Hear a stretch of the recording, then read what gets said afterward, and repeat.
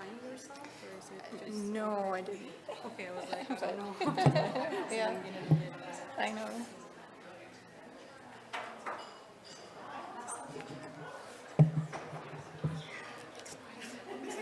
Vibration mode. I think it should be okay.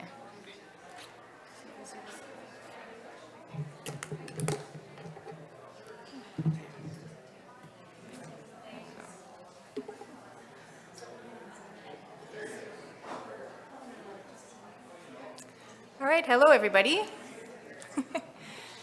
Feel free to come closer to the front if you want. We don't bite. So good afternoon. I hope everybody had a really good meal. It smelt really good and had the opportunity to connect with people they haven't seen in a while and build new connections with people they've never met before. So I hope you had a good lunch.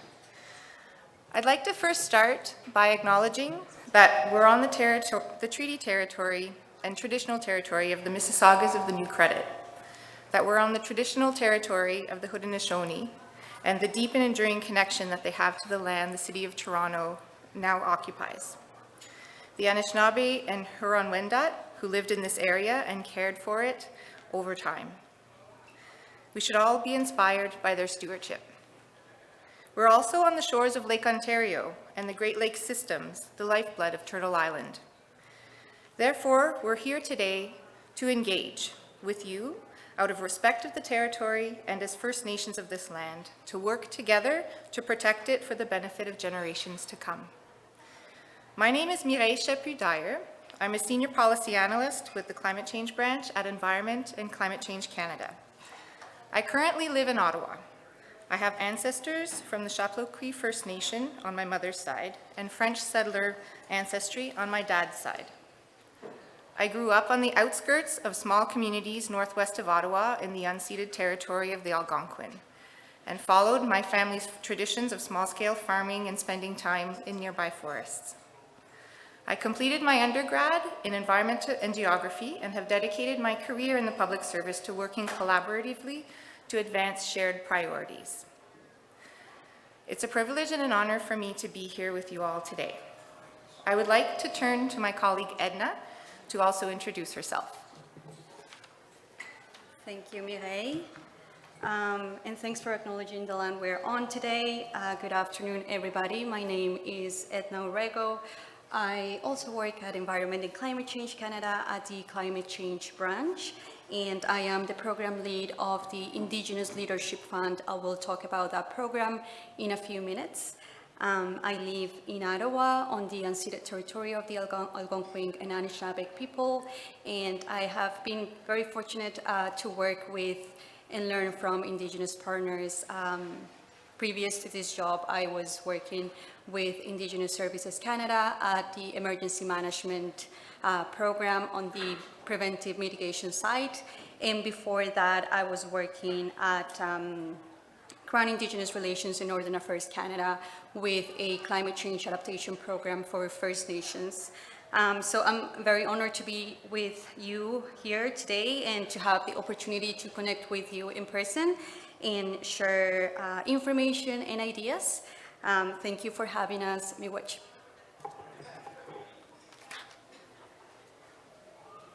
Thank you, Edna.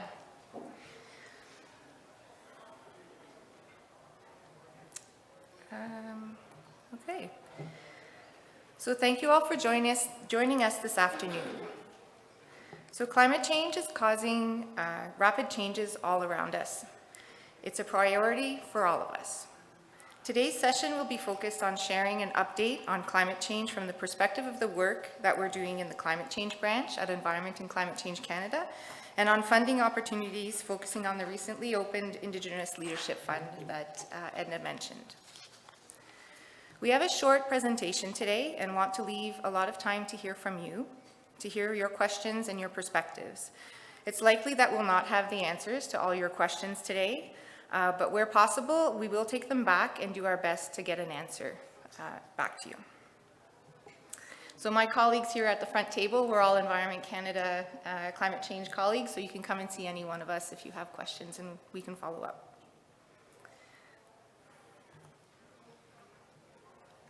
First Nations experience the effects of climate change differently and more acutely. This is because of many factors. We recognize the deep connection to the land, the water, and the air, and all that makes up the environment. This close connection can increase First Nations' sensitivity to the changes, but also position First Nations to have a unique knowledge about the changes that are taking place. In fact, First Nations have been sounding the alarm and demonstrating leadership and actively seeking for governments and Canadians to take action together for a long time now. The impacts of colonialism have also contributed to First Nations disproportionately experiencing impacts of climate change. I've recently heard firsthand from some communities that feel that they are falling between the cracks in terms of trying to deal with the impacts while trying to prepare their communities for future changes. Climate change is impacting all aspects of our society, including population health, food systems, traditional systems, cultural practices, economic development, and much more. At Environment and Climate Change Canada, I'm inspired by my colleagues who recognize the imperative of taking action and who are committed in doing all they can every day to make a difference. Environment and Climate Change Canada's core responsibilities include taking action on clean growth and climate change, preventing and managing pollution, conserving nature, and predicting weather and environmental conditions. As federal officials, we're committed to working towards renewed nation-to-nation relationships with First Nations on climate change based on rights, respect, and cooperation, and in partnership. Through our work, this means how we approach our work is as important as what we're trying to achieve. The UN Declaration on the Rights of Indigenous Peoples and recognition of Indigenous knowledge systems and ways of doing also guide our approach to climate policy. In the climate change branch, some of our key activities are addressing climate change by leading work to identify ambitious targets for greenhouse gas reduction and collaboration with partners at all levels to reach those goals. So currently our 2030 target is to reduce greenhouse gas emissions by 40 to 45% below 2005 levels and net zero by 2050. Whoops. We are also implementing new measures to help mobilize Canadians towards a sustainable economy and transition to cleaner industries and technologies. We need to work in partnership at all levels to do this. We can't do this alone. The team that I work with focuses on collaborating with First Nations on climate policy through activities including the Senior Bilateral Tables on Clean Growth and Climate Change. So in 2016, the Pan-Canadian Framework on Clean Growth and Climate Change was Canada's first national climate plan, and it was developed with the provinces and territories and in consultation with Indigenous peoples. It's an important first step for Canada to achieving its Paris Agreement targets. And with the launch of this Pan-Canadian Framework, the Prime Minister and the National Chief of the AFN committed to creating the First Nations Joint Committee on Climate Action. So this is a senior official bilateral table that supports reconciliation and self-determination. First Nations climate action helps to navigate federal climate programming and providing guidance on climate policy and programming. ECCC, well, Environment and Climate Change Canada and the AFN co-chair this committee, and First Nations climate coordinators, across Canada work directly with federal officials to identify ways for policies and programs to better support self-determined priorities on climate. These committees meet about 3 or 4 times a year, and you can review the Joint Committee's annual report online. We're also committed to working to coordinate federal participation in the development of the First Nations Climate Leadership Agenda. So we're actively engaging and partnering with many partners to better understand and reflect First Nations interests and climate priorities as we move forward. Our team is exploring with other government departments and central agencies new approaches to delivering and streamlining climate funding to First Nations in ways that support self-determination. So the Government of Canada has a web page that provides information on Indigenous climate and environment funding. So there are many funding opportunities available, and I recognize that it can be challenging to navigate all the information that's available and to also navigate the process for accessing this funding. So these are challenges that we are actively working together to address. And I was just listening to some of my colleagues from ISC at the exhibit tables and expressing that it's that transition that the Government of Canada shouldn't be making decisions on behalf of First Nations is one that is being taken to heart and is guiding the way that we are looking to innovate how funding is provided. So this website, there's a link here, and I think it is available through the electronic version of the presentation as well. If you click on it, it is basically a list, and there's some filters on the side. So you can filter it by eligible distinctions, so you can choose First Nations, the types of funding, whether there's ongoing intake, what's the focus of the funding. So that is a tool to be able to see what's available out there. It also provides some information on which department is the lead and what is the time frame that the funding is available. So if you're not aware of this page, I would encourage you or the members of your community to explore it and access as much resources that are available. So now, I would like to introduce Edna, who's going to be talking about a specific funding program today, and that's through the Indigenous Leadership Fund. Okay. Oh, do you want to mention the email? Yeah, so Ashley Campbell is our director to the Indigenous Climate Policy and Engagement team. So if you have any questions more broadly on climate and engagement with First Nations, I would encourage you to follow up with either one of those two email addresses or ask me some questions on the side. Merci. Okay, so I'm going to talk about the Indigenous Leadership Fund, specifically the First Nations funding stream. We recently opened our call for proposals, so the timing of this presentation is great.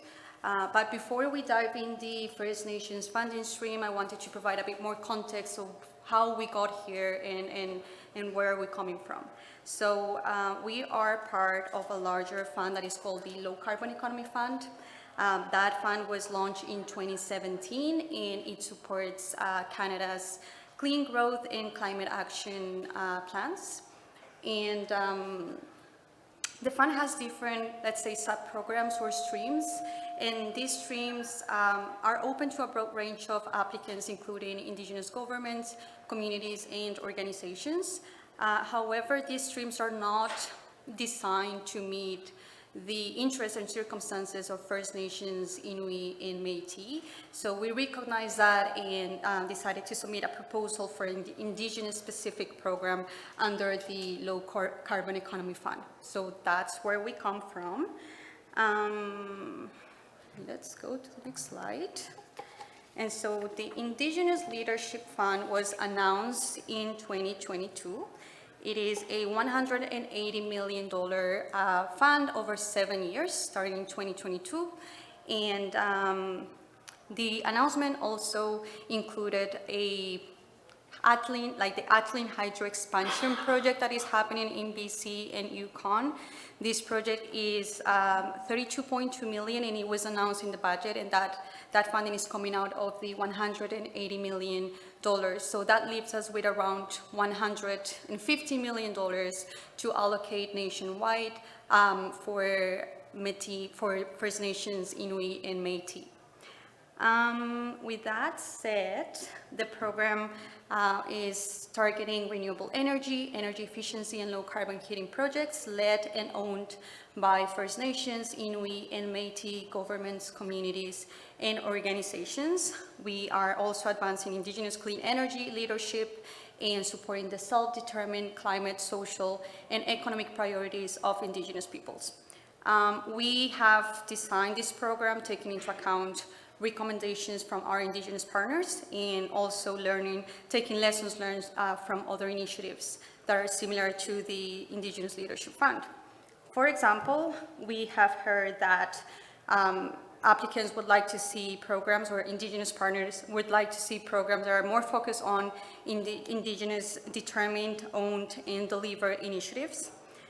We have also heard about the need for flexible and multi-year contribution agreements, for the need for advance payments, for support up to 100% of eligible costs, the opportunity to co-fund projects with other departments, also the need to have resources and get support throughout the application process, such as like assigned program officers so you can contact and ask questions and follow up. And also simplified reporting requirements and all other types of reporting formats such as oral reports. So we have taken all these advice into consideration and we have integrated these recommendations into the Indigenous Leadership Fund. We provide all those flexibilities and of course are open to continue improving the program and addressing any challenges that you mentioned during the intake. I would also like to mention that we will soon have an Indigenous Advisor Circle. It is for the First Nations funding stream. This circle includes youth representatives, women, gender diverse people, and Francophones. And the goal of this Indigenous Circle is to monitor the Indigenous Leadership Fund. They will not make decisions on projects, but they will monitor how we are doing and highlight successes, but also advise us on challenges, on gaps, on things that we can improve. So the idea of this program is to evolve and improve as we implement it. Okay, so now on to the First Nations funding stream. The First Nations funding stream has an allocation of 73.9 million over 6 years. So that is 50% of the approximately 150 million that I mentioned. It is also nationwide. We recognize that the need is higher, and we see this as a first step. This program, the intention is to show the need and show the success of these project types. Eligible applicants include First Nations governments, communities, and organizations. The intake, as I mentioned, is already open and it is continuous. There is no deadline to apply. You can contact us at any time. But we will be closing the intake on March 31st, 2027. The main project types we support are these three. So renewable energy production, that includes solar, wind, hydroelectric, biomass, geothermal.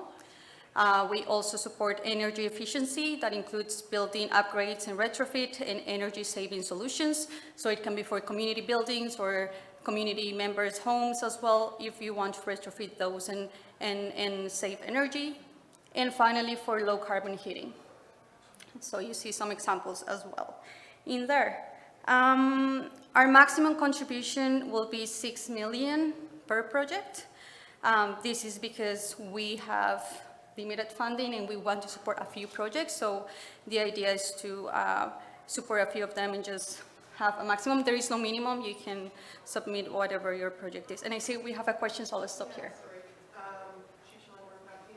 First Nation. Just a couple of questions. First of all, there are no Métis in Ontario. So looking at sharing funds with Métis in Ontario seems a moot point. So I'm not sure what's going on there. And you have 73.9 million, which is half of the pot that is going to First Nations, where we would be 3/4 of the land base, so how is that proportionate to Yeah. the people? So yeah, there's some major concerns, and especially if the Métis do not have a land base, then how are these numbers? What is your formula to get to these numbers? Right. So 50% was for First Nations, 25% for Métis, and the reason why it is 25% for Métis is because initially the program idea was to concentrate on grid-connected communities and urban communities. There are no like such program for those type of communities. There are other programs, are NRCan and CERNAC, covering First Nations and Inuit. So we wanted to also close that gap. So what about the First Nations that are in urban communities then? Because we were in Yeah. urban communities as well, but I still don't see how the Métis are getting at even 25% of this very small pot of money. So it's No, I very understand. concerning. Yeah. And what is, you have to do better in in this feel-good reconciliation stuff. It's getting pretty annoying, and it's very, for lack of a better word. So we have to really start doing better here, because this distribution, you have to reconsider what kind of distribution that you're doing, because this is not, it's inequitable. So yeah, that's Thanks for sharing. Like I hear your concern.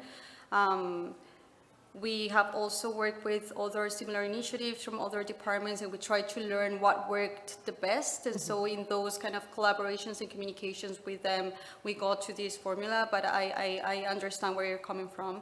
And as I said, this is really a starting point, and it is just part of that conversation. But you're giving these funds to people who have assertions. We are First Nations. We have established, well fought for rights. So there is a discrepancy there. So what's next? Because you're essentially just cutting up the pie, and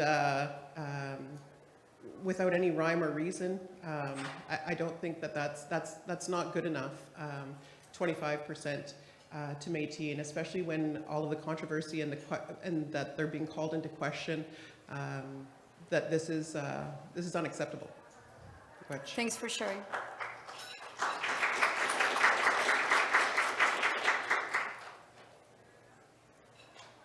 Yeah, and just to finalize there, the explanation of the formula, so you get all the information as well, but I totally understand your message, and I'll pass that message into my management as well. Then it will be 20% for Inuit and then 5% for unaffiliated communities. We haven't finalized the development of that funding stream, but we will provide more information on that. So just so you know that, as far as my community, we are on an island. We are very much affected by climate change. We depend on an ice road. We depend on the level of the lake. These are things that we have to think about in every single day of our life. So when we are looking at things, like, you really need to take into consideration who needs the money and who doesn't. So it's, again, it's just, it's not good enough. Thanks for sharing. Okay, do we have any other questions on this slide before I move to the next? Nope. Okay. In terms of eligibility criteria, projects must be First Nations owned, led, and provide direct benefits to First Nations. Owned means greater than 50%. So you can, of course, have partnerships, but those partnerships, the partnership should be owned by the First Nation. The project should also incorporate the project types that I just mentioned, so renewable energy, energy efficiency, or low carbon heating. And they must be ready for deployment construction. So we know there are other programs supporting early stages, like capacity building, feasibility studies, and like the very early stages assessment. But we want to take those projects that have already completed those, and they want to go to the finish line to support those projects. So projects should have the project identification, concept definition, and pre-feasibility activities completed, and they can still be working on other assessments, so that can include the partnership agreements, impact environmental assessment, permitting, power purchase agreements, etc. So they can be in progress, and we can support also with the finalization of those. Projects must also offer broader environmental, social, and economic benefits.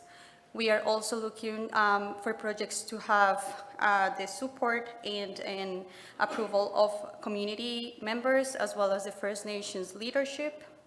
And for those projects that are renewable energy projects and that are equal or greater than 1 megawatt, we would love to see a community benefits plan.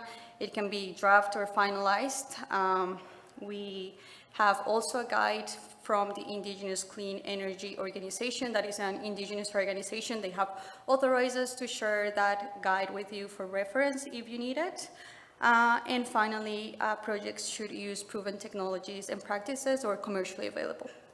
Yes. So just a question about readiness. When you have First Nations who are dealing with a lot of things, what is the expectation and where is the funding for us to build capacity and get ready? Because you're saying here, what I'm hearing, and maybe I'm wrong, maybe I misheard, that you want kind of shovel-ready projects ready to go. Yeah. So how do we get to that place when we are, dealing with a plethora of other issues, and how is it that you're going to support us to get to that place? Because some of the most vulnerable communities are in the most need of this funding. So where is the support in getting people and communities ready to get the work done that needs to get done in their communities? Yep, that is a great question. So we are working with other departments and programs. Their focus is really on the planning and the capacity building part of it. So we are working with them very closely in identifying which communities are ready for shovel ready, like for deployment construction. And so that's when we come in and say, okay, we can support this piece. And then the other programs are NRCan, SORNAC, and ISC are providing, as you mentioned, that funding for planning, capacity building, training. That doesn't mean we cannot support capacity building or training. We can, as long as they are part of the 3 project types, but the idea for us is to coordinate and collaborate with other program departments and funding and being like, where are the gaps? So like if everybody's funding planning and assessments, then there is no funding to the actual deployment construction. So we want to identify those gaps, and we identify that one. Like there was a lot of planning, but they just are sitting on a desk, and we just really want to take the community to that end line and provide that support to get to the finish line. So that's why we're collaborating with other departments as well. Ani Bojo, Anim Kigabo Dijnakas Makorodem Jibasing Donjaba. My name is John Riberty. But I'm looking at this eligibility criteria, and you guys want shovel ready. We're building a new water treatment plant, complete distribution tower, everything in our First Nation in the next while, and it's going to cost quite a bit of money. So I wanted to be like energy efficient, solar and all these other things. So with this, we're going to be shovel ready pretty soon. So how do we get this money to our First Nation so that it will help the cost of the project and have another piece of the pie? Seems that when you build something, you need about 4 or 5 pots of money to build it, like so that it doesn't have any hiccups.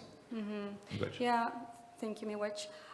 So for those new builds, we are able to jump in, and so if, for example, you have a new building and you want to put solar panels on it that are or energy efficiency, create more technologies, we can do that. So we can support those type of additional technologies to help you with either generate power or energy saving options as well. So I'll just explain how to apply it in a minute, but that sounds like we can support that.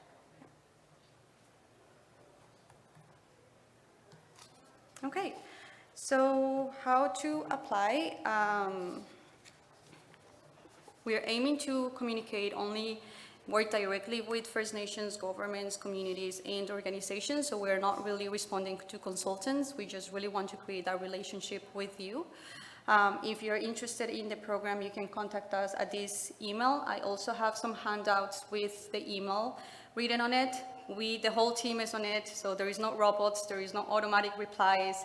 We are responding to your emails and doing it like in a timely manner. So if you have any questions, if it is a question or just like asking for eligibility, you can contact us at that email at any time.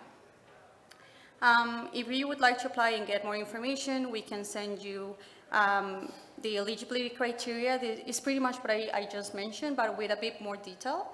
And we'll also share the expression of interest form. So we'll ask a few questions just to determine if the project is a good, like if the program and the project are a good fit. If they are not, we are also collaborating, as I mentioned earlier, with other programs. So we'll talk to them and try to find a program for that proposal.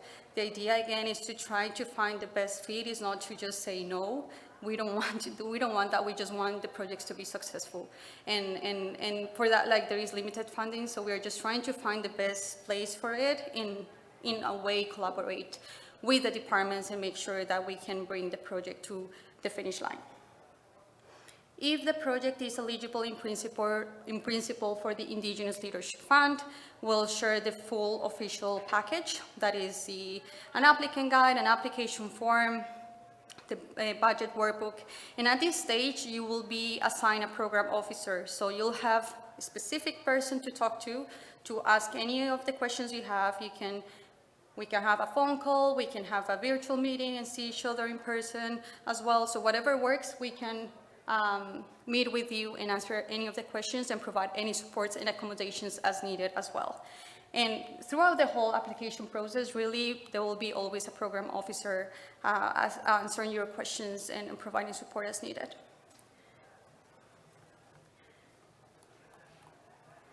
So thank you so much for listening. Again, this is the email. I have some handouts as well. Also, if you were listening to the presentation, and if you know of other people in your organization that would like to know about the program, I also have a piece of paper here where you can add their contact information.